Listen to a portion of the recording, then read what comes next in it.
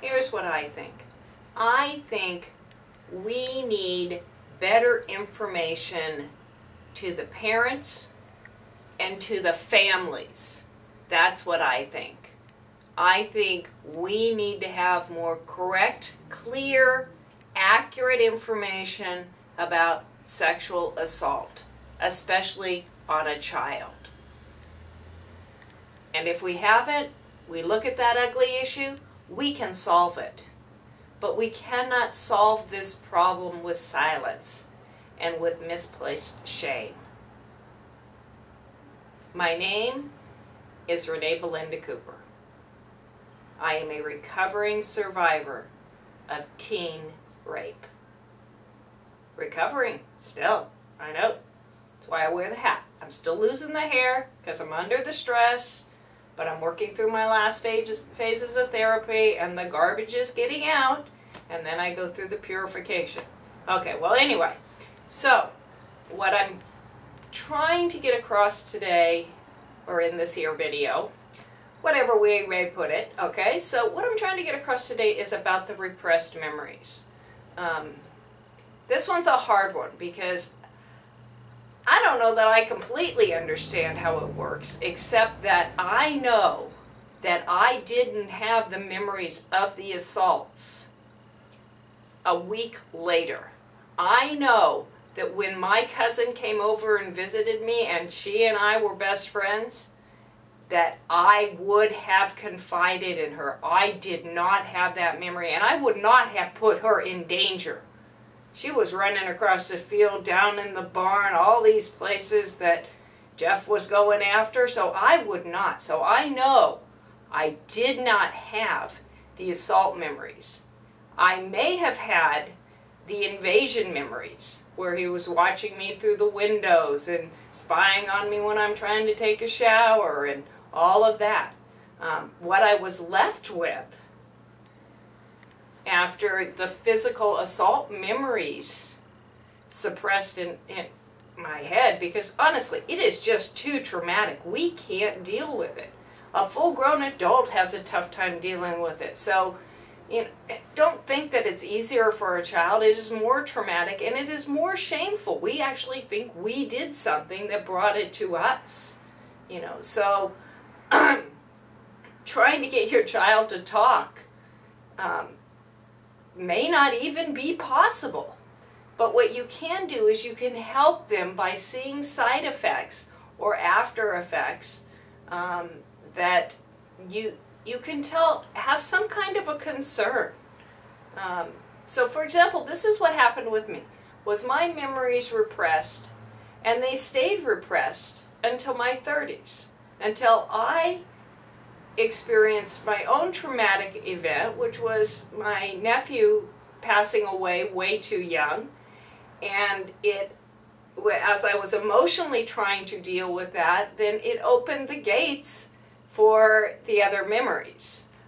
What I was left with after my memories suppressed were all of these weird combinations that were safety defenses to keep me safe. You know, I had developed a sense that, you know, I could pretty much expect rapists to be right around the corner. So I was always prepared. I was always 40 steps ahead of them, because my thought is, you know, if as a female I'm supposed to expect that this is just the way that it is, and I don't want to be assaulted again, then I'm going to physically make sure that they can't get a hold of me. You can't sexually assault me if you can't catch me, you know. So what I ended up with was all these safety practices that went into place. I didn't go anywhere on my own. You know, I either had a dog for protection or a friend or a relative.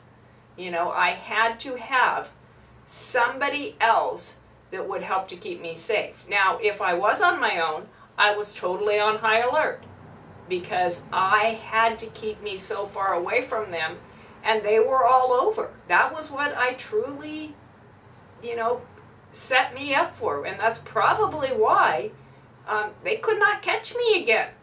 You know, is that I was always on high alert and fast. I am a very quick runner. I'm the youngest of 5. I'd have probably been killed by my siblings if I couldn't outrun them. So that's what it left me with. It left me with a really, really strange combination. The after effects that are really common are either your sexual energy goes out of control, completely out of control, and that's when you will usually see signs of a child being sexually promiscuous, way out of line. Okay, when you see that behavior, know that there's something behind it.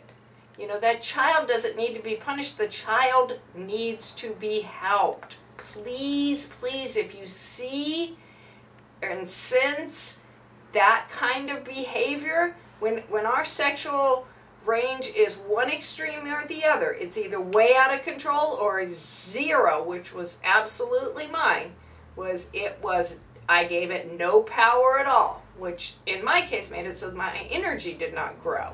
But the other combinations is that they start to develop abusive behaviors, personalities, friends, relationships. All of this happens. We don't even know why. Our memories are not there to help us to understand. We can't untangle this until they come back. When my memories did come back, that's what I did. Okay, but trying to go after getting us to say it when we don't even remember it most of the time, well, how can we do that? And if you don't understand that is what tends to happen, you know, I've heard of other ones that they could get out of it earlier, you know, and they didn't suppress them and they knew the whole time. But I think that is by far the exception rather than the rule, you know. And even when our memories come back, it's kind of confusing to us. They come in a flood, but they're a little bit vague, and then they fill in their details that, you know, define as you go along. So what I am trying to say is that we're not going to all understand it, but we don't understand it enough. And the suppression of the memories, extremely, extremely common. And the brought up of the defenses, almost necessary, you know, because we want us safe. You know, I don't know how to make that any easier, is that, you know, we're trying to keep us safe. And when you see that our behavior changes to where we're going out of our way to keep ourselves safe, that's a behavior change. That's something that as a parent you can see, and you can open up the conversation. The best advice I have to parents is talk with your parents, talk with your children. Well, talk to your parents too. That's always a good thing. I talked to my dad. My dad's doing great, by the way, and he will be back. That first one, he was just helping me to do this because I'm not really an on-camera person. So, dear old dad was being dear old dad, and could tell that I was having an issue with it because I don't like cameras, and helping me out. So, but he will come back and he will do a heart-to-heart where we will talk about how parents what parents can see and what they can't, and his perspective with me. Like I said, my father and I just told my family this last year, so this is all new to him, but I think it was necessary for opening up the truth. As ugly as this truth is, we can solve it. So help me, help you, help your children. Thank you.